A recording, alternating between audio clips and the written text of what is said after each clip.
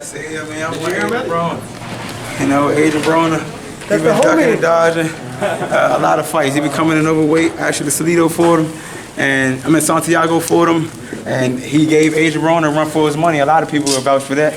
Adrien Broner couldn't get him out. I got him out of there in 6 rounds. You know, that speaks volumes. She got skills. What y'all want me?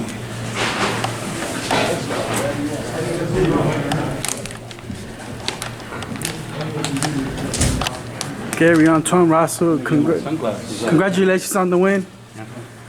Gary, congratulations on the win. You look good. You did something that a fighter in Adrien Broner couldn't do, an elite fighter. Talk to us about your performance tonight. My father was telling me I need to execute the things that he needed me to execute. And there was a lot of speed, going to the body, because he had a weak stomach. He's wide. He liked to bombard his opponents with pressure. I mean, he was going to be there for everything that I threw. And not only that, by him being wide, he was going to be open for it. You know, I just had to pick my punches sharply. My father took me brick to the body, upstairs. They gave me the first knockdown. But you can have a plan. Mike Tyson said everybody got a plan until they get punched in the face. You know, and that speaks volumes itself as well. What makes a professional is him executing things and making it look easy. You know, I believe that's exactly what I did. You know, my father told me brick to the body, hook upstairs.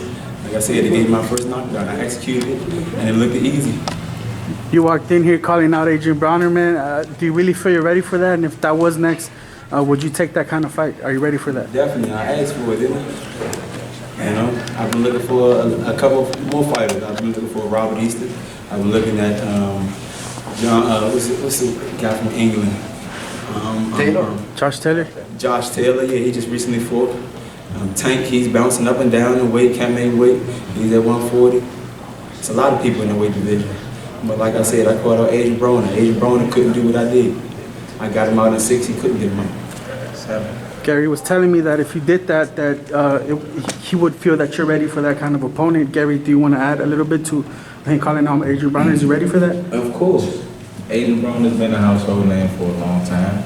A lot of people look up to him as a fighter, and they respect him as a fighter. And the fact that he competed against this guy, he couldn't get him out. A lot of people thought that this guy beat him, and my younger brother pretty much destroyed him. I mean, it speaks volumes. I think he's ready for Adrien Broner. I think he's ready for any of the other guys that he's mentioned. He mentioned Devontae Tank Davis, even though he's at a smaller weight division, but he's moving up in weight. I guess he's running for me, but he's gonna have to deal with my younger brother. So you can be stuck between the rock and the hard place. You can pick your poison. Did it feel different fighting out here in California, away from the DMV, where you got your base, and fighting outside an outdoor venue? Was that different at all? New experience? I believe that that's the state of mind, and that resonates in each individual that participates in this profession. They say a good dog, is going to be a protector anywhere he goes, not just in his backyard. You know, so it doesn't matter where I compete at. The only thing that matters is me executing, and that's exactly what I did. Gary, first of all, congratulations on the win. From the beginning, you were pretty much money with that straight left. When did you feel that you were going to put him away? And you're satisfied. You mentioned you did something that Broner couldn't do. I noticed when I started executing more and more as the rounds go by. You know, I saw his gas tank started to go low. I see him starting to get fatigued. My punches were starting to sink in a little more cleaner due to his fatigueness, and his legs started going. My punches started to get harder, and I saw the effect getting stronger and stronger. He started folding under pressure, controlled pressure. That's when I started seeing, okay, I'm breaking this guy. Let me continue executing my opponent until we execute. And before you know it, he quit on the stool.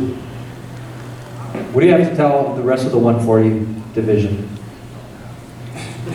I'm coming, and I'm bringing pain. That's it, that's all. Right, we here. Good stuff. And we here. Thank you, Gary. Thank you. Everybody good? Yeah. I wanted to. Okay. I don't have the mic.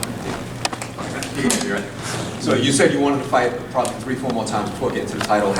Knowing I know what you said, that, you know, your schedule is out of your control, but with, you know, PBC here, you know, if you can send a message to them, how soon do you want to get back? How soon do I want to get back? The next opening. If I can fight on with Deontay Wilder card, that'd be perfect. Okay. And then I wanted to ask, even though it was one-sided, was there anything you learned about yourself that you didn't get out of your first 15 fights? It's still growth. I believe a person that believes that he know it all in this profession, they're going to soon meet their maker, because it's all about growing. Growth is never a cap to growth. It's an infinite thing, especially when you're dealing with different fighters all over the world. They're bringing forth different type of styles, different creativities. So you can't just be closed-minded and say, oh, I know it all. Because that's not the case in this profession. Thank you. Thank you.